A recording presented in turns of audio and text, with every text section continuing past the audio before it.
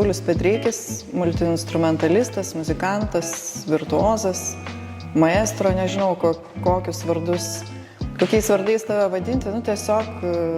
Nedrįšiu sakyti maestro. Įdomus žmogus, šiandien mano pašnekovas. Žmogus tiesiog, kuris gyvena muziką ir atėjo tą keliu, pirmą kartą dvare, Užutrakių dvaras, taip? Žinok, ne Užutrakė, aš tave nustebinsiu, čia yra Trakų Vokės dvaras. Ai, čia yra Trakų Vokės dvaras. Pirmą kartą šalimais pravažiavęs daug sykių, važiuodamas link Druskininkų ir niekad nesusimastęs, kad čia tokia magiška vieta yra. Tai atkeliavau, žiūrėdamas, stebėdamas, kaip čia viskas gražu ir ta praeitis kokia didinga buvusi. Reikės daugiau pasidomėti, reikės po įrašo pasivaikščioti, netgi gal pažiūrėti, kad galėtų geriau pajausti ir koncertą, nes pati erdvė diktuoja muziką, pati erdvė kalba ir tuo pačiu aš erdvėj noriu pakalbėti, nes tas garsas yra labai paveikus ir netgi gali gimti, pamenu, Oginskio dvare Plungėje prieš 20 metų. Turėjau po ranką fleitą ir akimirksniu melodiją. Ir gimusi. Tiesiog išjautus būvį, energiją, pats pasijauti kažkaip pakilėtas, įtakotas, aš sakyčiau, įtakotas aplinkos. Ir per sekundę ateina melodija. Netgi dabar jaučiu, kažkas vaikšto. Taip, bet ne apie tai mes. Apie tai tą Saulių, kas jisai. Visų pirma, jisai vaikas, žmogus, ieškantis, neramus, ramybės, savo keistam, įdomiam, įvairiam, liepsnojančiam ir tuo pačiu užgestančiam gyvenime. Tuoj man bus 40, bene po to koncerto. Irgi tas toks didelis virsmas, jau, manyčiau, keliauju į brandą, jau reikėtų ir jaučiu kūryboje ir spalvose, kad iš šviesiosios muzikos jau keliaujama kažkur kitur, jau atsiveria kažkokios naujos duris. Iš kur tiek šviesos? Netgi yra žmonės sakė, kad mane pykina nuo to, arba nepatinka, per šviesu, ar ne tuo laiku išgirdai. Aš manau, man reikėjo tų vibracijų, vaikiškų, nes angeliškos vibracijos yra šviesios ir jos mane gydo. Jos mane gydo, mano siela ir visas kelias iš tikrųjų prasideda nuo to, kad man verkiant reikia muzikos. Ta muzika, aišku, aplink mane, vaikystėje, aš bėgioju, lakstau, bet užsimerkiu ir man jos reikia. Visas kūnas reikalauja kaip oro. Ir supratau, aš galiausiai, būdamas jau muzikos teatro akademijos studentas, kodėl reikėjo, nes garsas gydo, nes garsas veda, čia pradedu studijuoti indišką fleitą, ir ten viskas prasideda nuo ilgų tonų, ilgų garsų,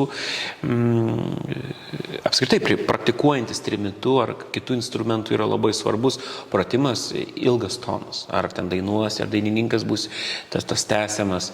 Čia yra terapija, čia yra žingsnis į save, atsigręžimas į save, pažink save arba nuramink save. Nes man, jautriam žmogui, reikia ramybės. Nes aš dažnai patiriu neramumo pliūpsnius, darydamas per daug, bėgdamas, nes ir norint ramybę rasti, reikia rutinus. Man taip atrodo, kad reikia labai laiku eiti miegoti. Mano profesijų tai neįmanoma.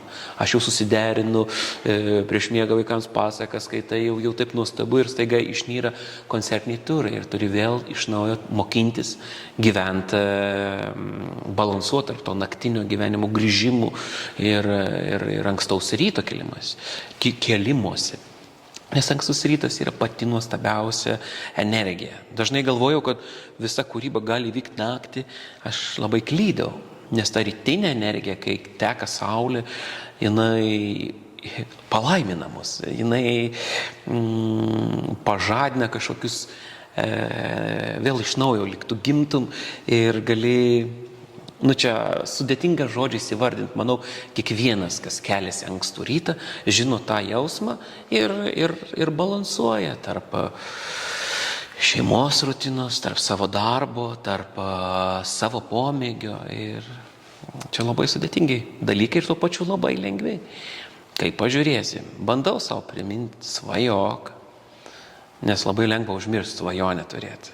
Nes mes kažkada buvom jauniai, ruošiamės, mūsų svajonė baiginėja mokyklą ir svajonė yra savo specialybė, savo instrumentas, studijas, svajoji, galvoji. O po to užgriuvo tavo rutina, darbai, kūryba ar kelionės ir tu vis palieki tas svajonės. Bet iš tikrųjų svajonės yra pas mus visus ir savo tik reikia priminti svajojam. Ir svajonės visos pildas.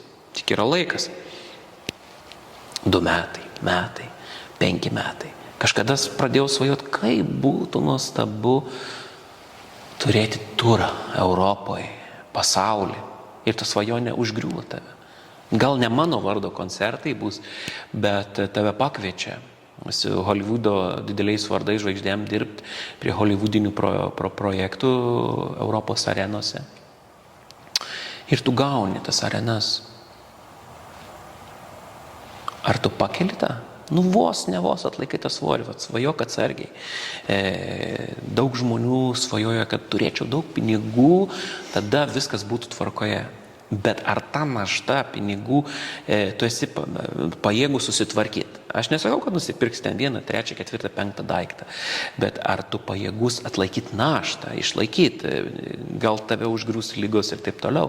Ir baisiausi dalykai, čia iš kažkur jau girdėti žodžiai. Aš tai išneku apie savo svajonės, užsisvajojau per daug. Svajokim atsargiai, irgi, arba sąmoningai svajokim. Bet augina mane, ir patirdamas tuos kalnelius ir pakilimus ir nusileidimus, visgi keliauju link savo laimės, arba tolstu nuo jos ir vėl artėju, tada pradedi įvertinti, o tai kur man geriau? Ar būt kažkur... Tikrai mano yra duotybė dalintis muziką, mano duotybė yra ne tik savo pagerinti. Aš nebūsiu vien laimingas, jeigu ten nušvisiu visiškai, sakykime, grodamas tą garsą, mokindamasis, nes vis atrandu naujų instrumentų ir su metais pastebiu, kad vis sudėtingiau yra leisti savo atrast kažką naujo, nes nori sakyti, jau užteks, jau pradėjau viduj kažką sakyti, truputėlį ramiau, truputėlį lėčiau, truputėlį daugiau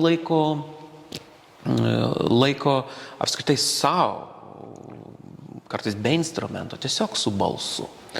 Tai vat, taip įvairiai ir gyvuoju savo tame pasaulyje, riedu su savo svajonim, kur kartais turiu priversti, iš tikrųjų, netgi pasakyti savo, svajok jau atsargiai, nes viskas išsipildo, viskas. Ir visi pamastymai. Ir manau, pas mus kiekvieną, jeigu kas įdėmiau, savistabiau moka stebėti save ir turi, nes labai yra svarbus savistaba, nes ypatingai muzika, menas, aš manau, šokis, turi labai daug, menai apskritai, turi daug savistabos, įžvalgos, turėti savo pamatyti. Aš geriausiai galiu kalbėti apie garsą, turi mokėti atsitraukti nuo savęs ir pažiūrėti iš klausytojo, iš dėstytojo, iš mokytojo pusės į save, nes tu pirmiausiai esi pats savo mokytojas. Kai jau turi bagažą tam tikrų žinių, tu gali daug kontrolės savo. Ta savistaba, klausimasis, analizavimas daug kur padeda. Ir tuo pačiu daug kur trukdo. Jeigu dabar būtų kalbančių žmonių bent 4 ar 5, aš juos visus mokėčiau girdėti. Išskaidyti dėmesį ir visus 4 pokalbius vienu metu klausytis. Bet tai irgi nėra gerai, nes galva tokia pasidaro, bet čia irgi mokiniesi atsiriboti. Tai vat, kur ta mano laimė? Mano laimė, aš manau, kaip basas bėga. Kaip basas einu, kai pajaučiu žemę po kojam, kai esu namuose kažkur, aplankai tėvus, apkabini vaikus, dar savus, su savais susitinki, broliai, sesim, tai yra laimė, pabūti, nes laikas labai greitai teka, bent jau mano laikas, man vis paroj trūksta valandų. Bet čia dėl to, kad tikriausiai nepristabdau savęs, nes sustodamas darai. Ir žinoma, kaip darai, verda tas puodas verda ir paskui nieko nesinori daryti. O kaip save surinkti? Bėk basas. Iššok į upę, iššok į ežerą, atsijung, pabūk gamtoje. Pats praktikavimas muzikos gamtoje. Aš kaip buvau studentas, atšilus orams, stengdavaus palikti celės, muzikos celės ir būti kažkur tarp medžių, nes didžioji dalis muzikos gimus yra gamtoje. Aš puikiai suprantu, ką tu kalbėjai apie tai, kad tą svajonę reikia mums pasiruošti, užsiauginti raumenį, atlaikyti tą svajonės išsipildymą. Nes kol mes neturim to, apie ką svajojam ir ko trokštam, tai mes dar esam laisvi nuo naštos, kurią kartais uždeda tai išpildyta svajonė. Aš kalbu apie atsakomybę, paskui ten įgyvendinimas ir priežiūra, atsakomybė, rūpintis tuom. Ir gal iš tiesų dėl to taip ir yra, kad kai mes svajojam, neišsipildo viskas per sekundę. Tas laikas ir yra tam, kad mūsų užauginti iki svajonės, o kai mes jau esam tam pasiruošę, mes ją gaunam. Kas atsitinka, kai žmonės gauna svajonės išsipildymą, kai jie tam nėra pasiruošę, dažniausiai tai nesuteikia jiems laimės arba jie patrūksta. Taip. Neišlaiko to, nes viena yra gauti, o kita yra dar išlaikyti. Kiek reikia energijos, kiek reikia stiprybės, kiek reikia noro ir savistabos. Taip. Nes visada lengva prarasti save arba patikėti kažkokiais kitokiais, užsimiršti rutinoje, užsimiršti tarp gyvenimo malonumų. Turi labai būti savistabus ir aš tai tikrai, pavyzdžiui, labai gerai matau save priklausomą nuo cukraus. Visiškai mane jis yra užvaldęs ir kaip pastebi, tai jau yra pirmas žingsnis link kažko kitokio. Reikės mažinti po truputėlį ir atsisakyti tų deserčiukų, skanių dalykėlių ir pakeisti kažkom kitu. Bet čia ir vėl yra raminimas savęs, kai esi tam tikroj būsenoj neramybės, laukia dideli projektai, tas nežinojimas, multiinstrumentalizmas gali būti ir prakeiksmas didžiulis. Jisai tuo pačiu man atneša, sakykime, atidaro duris į visą pasaulį, nes tikrų multiinstrumentalistų valdančių tokį didelį kiekį instrumentų nėra daug. Apskritai pasaulyje yra mūsų grupė, bet nėra daug, kad kažkas nirtų iš tą pasaulį, nes yra niekados iki gal tu negali valdyti instrumento, nes tai neįmanoma, nes žmonės visą gyvenimą mokosi vienu instrumentu ir vis tiek vienetai valdo. O čia daugiau turi atsiduoti tokiam praktikavimuisi, atsiduoti pasitikėjimui savo ir žinoti, kad jis tavęs klausys, tu jį suvaldysi, tu su juo draugaus, su tuo instrumentu. Tai žinoma, jis pats negroja. Bet kur yra ta geroji ir blogoji pusė? Geroji pusė, kad atsidaro visas pasaulis, blogoji pusė, kad tu nežinai, kada, kur, kokią kilpą, nes aš esu perfekcionistas ir tu turi tobulai atlikti, tu turi valdyti tą, kaip kalba, kaip dainavimas, tas instrumentas turi būti su tavim suaugęs. O jis su tavim suauga kada? Kada tu su juo būni kartu, kada jam skiri dėmesį. Tai dabar ir vyksta mano didžiausia dilema viduj, sproginėjimai ir atsileidimai, tokie tsunamiai, nes turiu naują medžiagą ir ruošiuosi su Hans Zimmeriu koncertiniam turui Europoje, rudens visas laikotarpis. Ir tai yra be gal sudėtinga, pavyzdžiui, kad tu neturi to instrumento, kuris natose parašytas. Dar tą instrumentą reikia gauti ir įvaldyti. Aš jį rasiu, jau ieškau, bet tokios panikos bangos ir vėl su jums turi kalbėti ir vėl grįžti. Ramu, viską padarysim, išmoksim, žingsnis po žingsnio.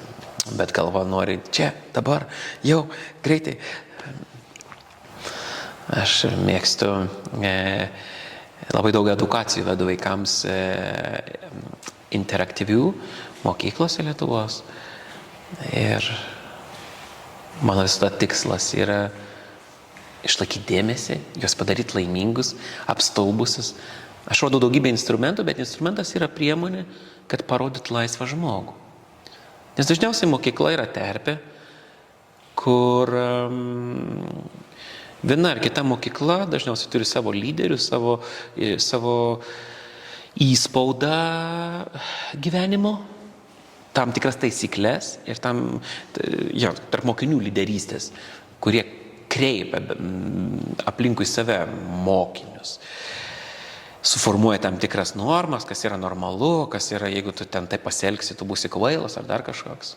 Aš bandau tos visus stereotipus sulaužyti ir jiems parodyti, kad svarbiausia reikia būti tai savimi. Svarbiausiai tai reikia svajoti. Svajonę rasti mokykloje ir link tos svajonės keliauti, o ne atsidūrus 12 klasėje galvoti, kas čia atsitiko, o kokia mano svajonė. Aš toks buvau geras mokinys, viskas sprendžiau, rašiau, bet o kur mano svajonė? Nes tu niekada neužklausai savęs, niekada nepabandėjai rasti. Arba nepabandė tavo šeima netgi tavęs paklausti.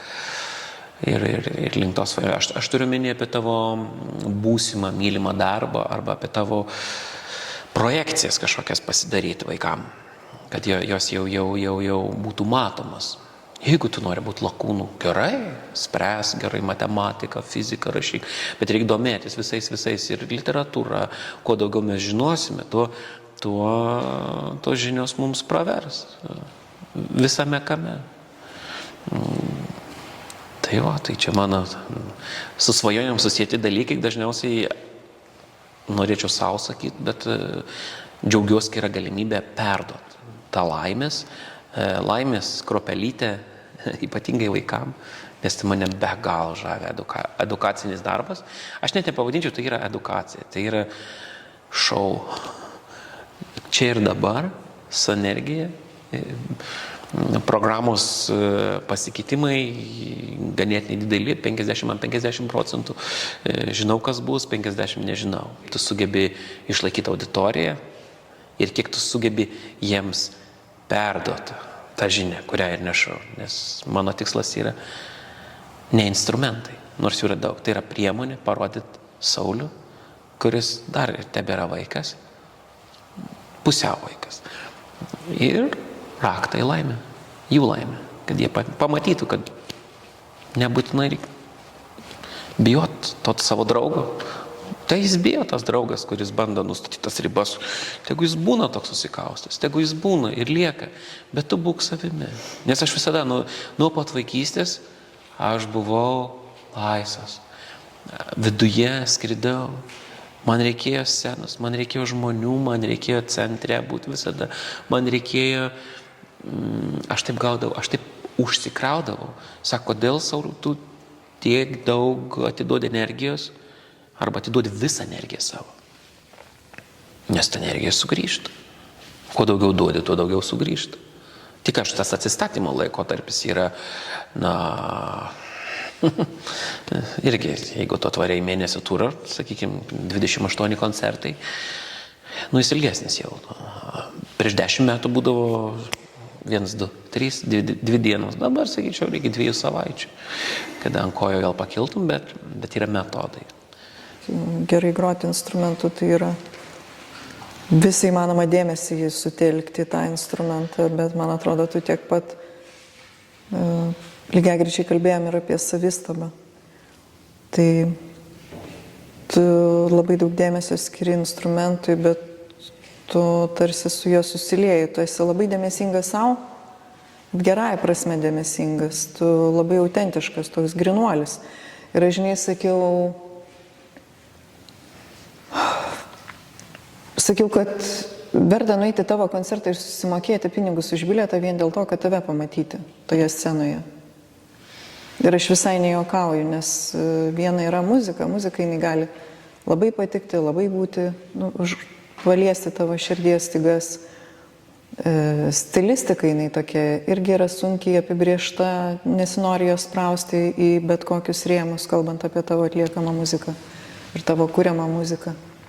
Bet vat tu pats toje scenoje su tais instrumentais, savo balsu, savo visą povyzą ir tom, kaip tu atrodai ir kaip tu jautiesi. Ir tai yra taip gera matyti tą žmogų, kuris būna tikras. Aš tavęs jokių būdų nepavadinčiau artistu. Net tu scenoje nevaidini, tu scenoje gyveni, aš dabar sakau tik tai įspūdį.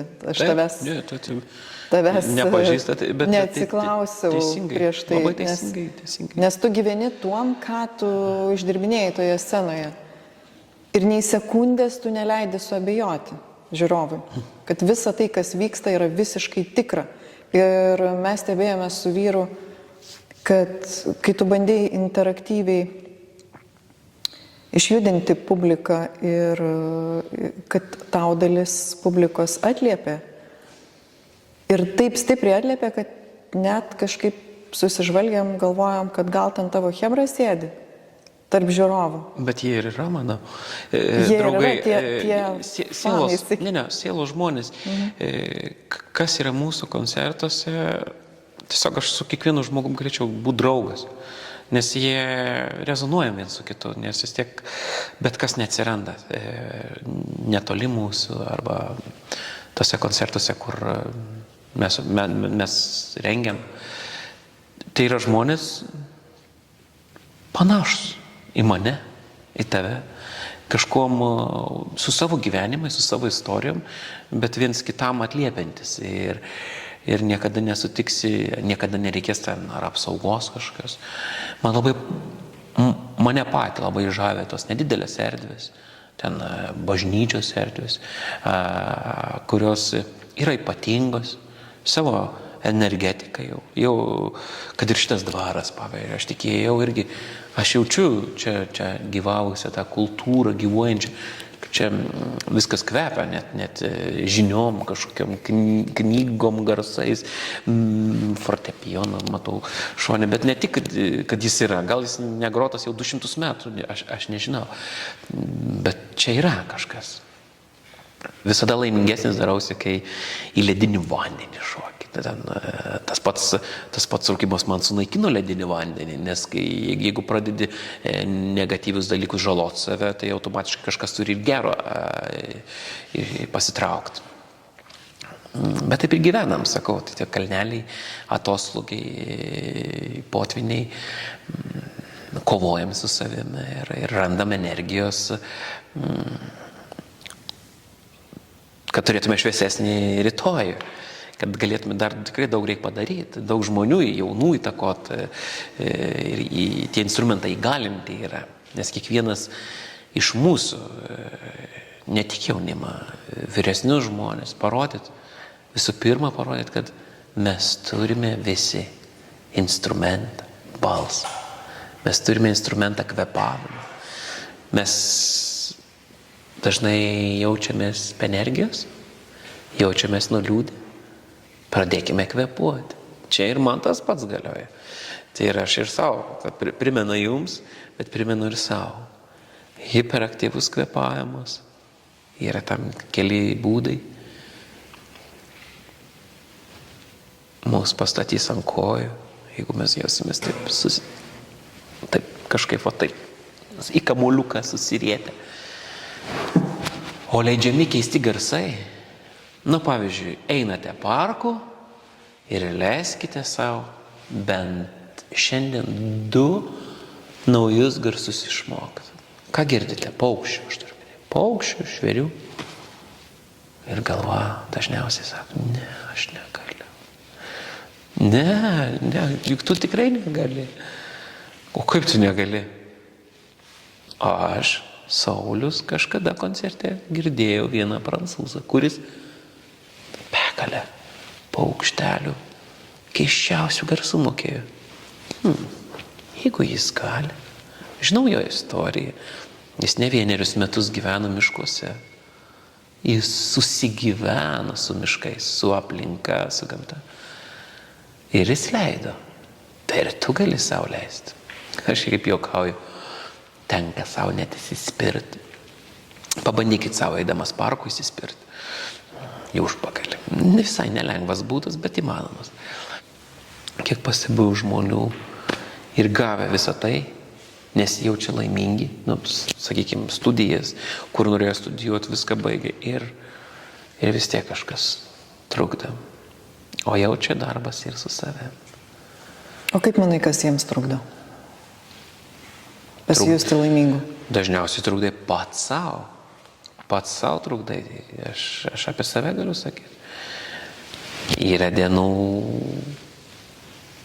savaičių, mėnesių tikrai nuostabių, yra tiesiog katastrofiškų.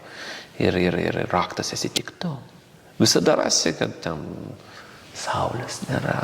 Aiškus, daug biocheminių reakcijų vyksta mūsų organizmuose, dar tai reikia nepamiršti. Bet pirmiausia, savistaba ir kontrolė. Ko trūksta man pačiam irgi. Ko linkiu savo? Savistabos ir kontrolės. Dar didesnės. Ir lengva čia kalbėti, kai mes taip ramiai, saulutės šildomi, patogiai. O visai kitai būtų, kokį, nežinau, aš galvoju, kaip ta galva mūsų veiktų, jeigu kokias 2 savaitės būtume nevalgę, tik vandens gavę. Gal tikrai būčiau laimingesnis, negu ten pusryčiams, o šiandien ką dariau, šiandien skanių blynų kepėm. Tai tokia... Ne, čia juokauju, aiškus, bet viskas prasideda nuo čia. Ir patys žinom, kokias reakcijas žmogus iš vis tiek jame vyksta tų cheminių junginių, visokių susijungia, atsijungia, ten įkvėptas pavasaris, hormonai, paukščiai, jau ir branda, žinios, viskas susideda ir žiūri, ar tu čia laimingas, ar čia nelaimingas, ar čia tau kažko trūksta. O jei trūksta, tai bandyk keisti, bandyk nesėdėk žmogaus, judėk. Tu ir per koncertą mokai žiūrovas, kaip pajusti laimę ir sakai, kad tau būna, irgi žiemą man būna, taip, čia tu kalbėjai, kad atsikeli ryte ir netoks laimingas jautiesi. Ir ką aš darau, aš surandu savo saulę, surandu savo šviesą. Neatsimenu dabar, tu ten siūlė ant keptuvės pagroti ar ką panašiai, bet man įsiminė tas tavo pasakymas surasti savo saulę. O kaip tu manai, Saulius vardas turėjo įtakos tavo gyvenimui, kad tu dabar šviesos žmogus? Tas ir vardas išsirinktas, taip yra. Geras klausimas. Nežinojo, koks tas vardas bus mano. Siūlė Antanas. Čia tau siūlė? Man siūlė.